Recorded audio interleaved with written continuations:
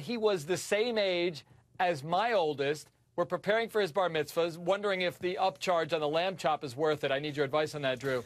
But he's 13. I can't imagine if one of his teachers did that to my son. Imagine. It's sick. It's sick. And I can't imagine. And this man's, I can't imagine. Yeah, this man's daughters, Vanessa would have her, you just claw her eyes out perhaps, but that man's daughters are significantly older and significantly more developed than he was when this all went down.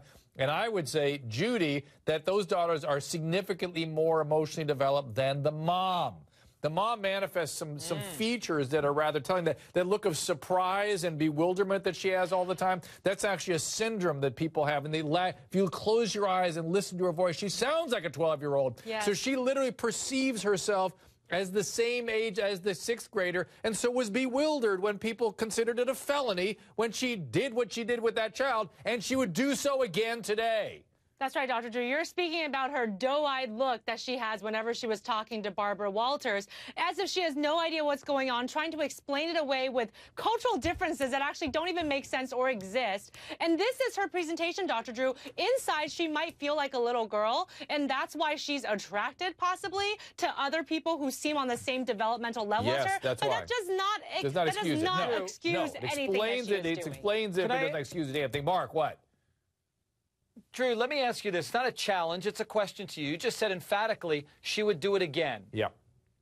How do we know that? Let me just throw this out there. Devil's advocate. Maybe you're right. And if she ever got into, I don't want her to get into a classroom. Right. But maybe she got the one that she wanted. Maybe now she's happy. Maybe she's different. I know people are rolling their eyes. But why is she going to do this again? It's not like she's looking for happiness. She's acting out a traumatic reenactment is literally what she's doing. And the circumstances of her life may be sufficiently different that perhaps she wouldn't do it again. But there's too much risk that she might, is what I'm saying. And because she's still so underdeveloped, the same phenomenon is there that was there when she perpetrated these things. Exactly. And so her coming off this list is, as Crystal said, how about no? She talked to 2020 about another thing, which is also, if you guys remember what Jodi Arias was doing, this will sound very familiar to you guys. Now she's saying, it's the media's fault. It's your fault. It's all of you watching's fault. Remember Jodi doing this? Now here's Mary Kay Letourneau. Take a look.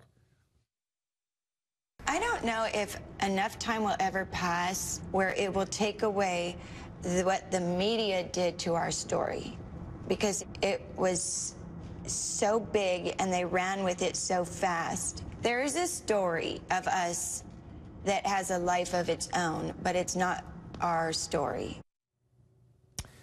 Okay, let me figure out what that story might be. Oh, yeah, Vanessa, she slept with a 12-year-old. I think that's what the story was that had a life of its own, isn't it? I mean, did you see him during that interview? He didn't even believe that crock of crap that she was trying to sell. Like, you slept with a 12-year-old. This isn't rocket science. It's not hard to understand why this is wrong.